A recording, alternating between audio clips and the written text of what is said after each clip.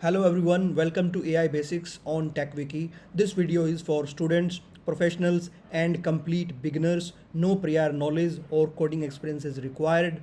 We will learn AI in simple language, step by step with real life examples. So let's start our journey into the world of artificial intelligence.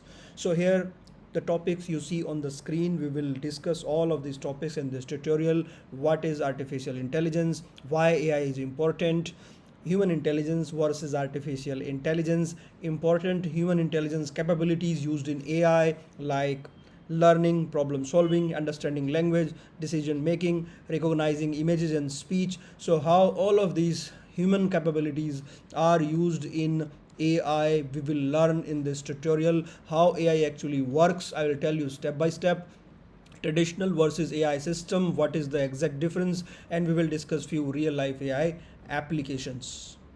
Okay.